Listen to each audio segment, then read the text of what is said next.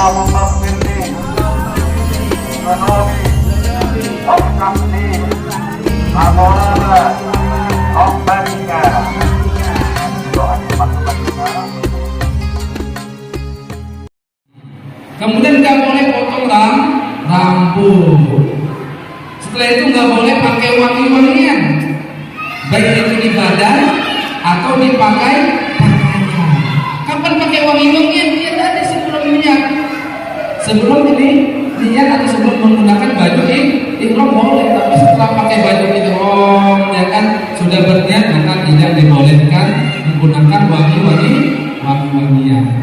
Berikutnya yang dilarang adalah tidak boleh berburu hewan buruan, ya seperti kancil, rusa itu nggak boleh. Ya, kalau nyamuk bagaimana Ustaz? Lalat, misalkan kita tepis, nggak usah sampai dibunuh. Ya, kalaupun dibunuh nggak ada masalah karena dia bukan hewan buruan. Kemudian nggak boleh berkata kasar, nggak boleh bertengkar, berkelahi, atau berkata jorok, nggak boleh, ya. Apalagi sampai berantem misalnya, itu nggak dibolehkan. Kemudian nggak boleh melaksanakan nikah atau menikahkan atau melaksanakan akad nikah, bahkan bercumbu rayu antara suami istri pun itu tidak dibolehkan selama sedang ihram. Jelas? Ini larangan. Sebenarnya larangan ini hal yang biasa dikerjakan dalam kehidupan kita. Yang asal muasal hukumnya adalah mubah. Potong kuku mubah enggak? Potong rambut mubah. Tapi pada saat ihram itu dilarang. Yang tujuannya adalah agar kita menjadi hamba yang terhormat. Karena kita akan berhadapan dengan yang maha terhormat, menuju ke masjid yang paling terhormat. Maka disebut masjid yang paling terhormat adalah Masjidil Haram. Jelas? Haram itu kan berarti kata harus ditinggalkan, seperti minum khamar, makan bangkai, bukan itu. Tapi haram di situ adalah terhormatnya kita menuju ke tempat yang terhormat, Masjidil Haram, bertemu dengan Allah yang maha terhormat. Sama seperti kita berangkat pergi ke mana? Ke kantor presiden, ke istana presiden. Boleh nggak pakai sandal ke presiden? Nggak boleh. Walaupun asal hukumnya boleh, tapi sampai sana kita diusir, ya enggak? Atau boleh nggak datang ke gubernur pakai baju kaos oblong? Ya nggak boleh. Walaupun sebenarnya bagaimana dengan Gusti Allah? Bagaimana dengan Masjidil Haram? Maka siapapun yang datang ke sana mesti mengikuti aturan yang telah ditetapkan oleh Allah dan Rasul. Inilah dikenal dengan ihram. Dikenal dengan ihram. Ya jelas ya. Nah itu dijaga baik buat kita semuanya. Setelah itu sampailah kita ke Mekah. Di Mekah perjalanan 5 jaman. Sampai kita di hotel. Hotelnya apa? Terus saja bukan ini hotel di Mekah. Oh Al-Masa. Ya Al-Masa termasuk dekat juga Al-Masa. Ya hotel Al-Masa. Grand Al-Masa ya. Grand Al-Masa. Ya, dekat Ajian berarti, dekat Olayan Ajian ya. Ya, dekat Ajian, ya betul. Dekat itu hotelnya, masya Allah ya, luar biasa ya. Dari siap haji umroh ini hotelnya bagus-bagus. Ya nanti bapak ibu tolong sampaikan ke keluarga, ke teman-temannya, gunakan travel siap umroh haji bersama ibu Kartini, masya Allah ya.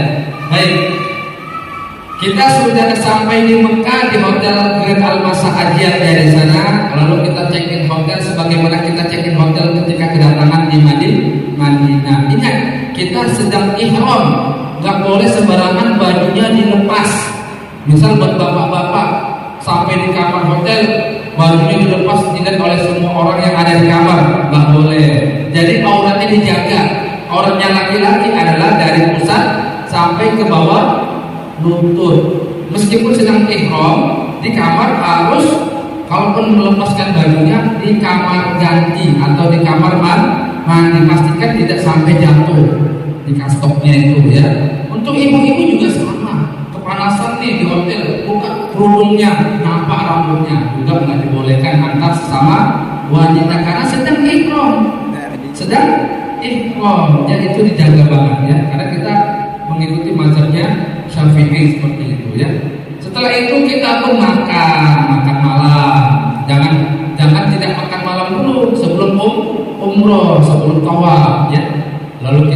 check-in hotel, makan malam. Kalaupun ingin mandi, silakan mandi, itu sunnah Nabi.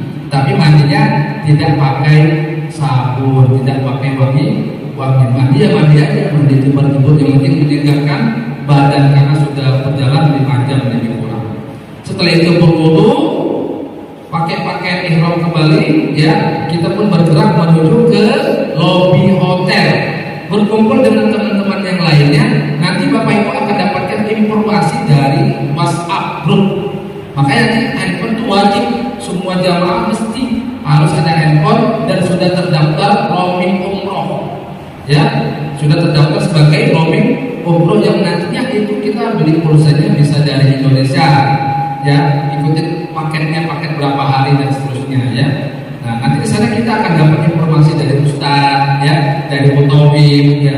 Apa saja informasinya ada selalu di grup WhatsApp, gitu ya. Kumpul kita di lobi, kita bersiap-siap menuju ke Masjidil Haram. Untuk apa? Untuk melaksanakan rukun umroh yang kedua, yaitu tawaf. Bagi yang belum sholat fardu dulu. Makanya kalau bisa nanti sholat fardunya ketika dari Madinah menuju ke Mekah, sholat maghrib isya lebih baik diakhirkan saja.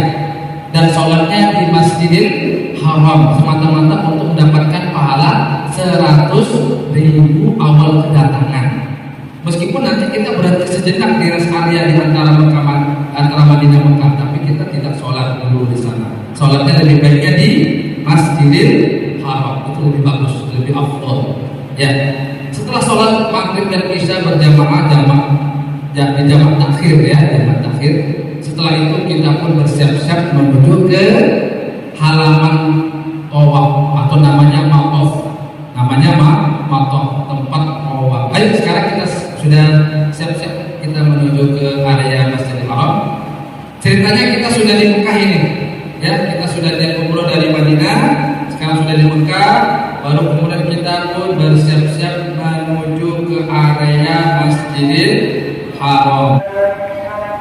Yuk kita untuk sekarang praktek tawaf, nanti lanjut ke sa'inya. wal mulk la syarika lak. La syarika lak. Bapak Ibu para tuyuf rahman yang Allah muliakan, kita sudah sampai di halaman Masjidil Haram. Kita datang dari kajian. Ketemunya kita pertama adalah kita tahukan dulu, pastikan dulu meeting pointnya.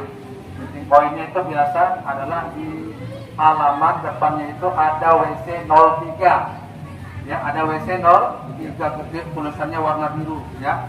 Di sana kumpulnya. Setelah itu kalau sudah jamaah yang sudah kumpul semuanya, barulah kita beranjak menuju ke dalam masjid.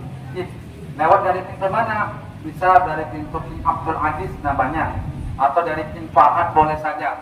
Yang penting masuk ke dalam dan tidak terlalu jauh ya posisinya.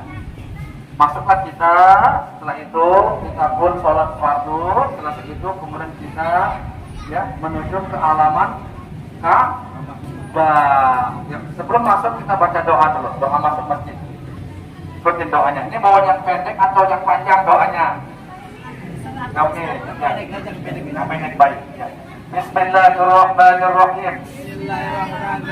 Allahumma ighfirli dhunubi waftah li abwaaba rahmatika.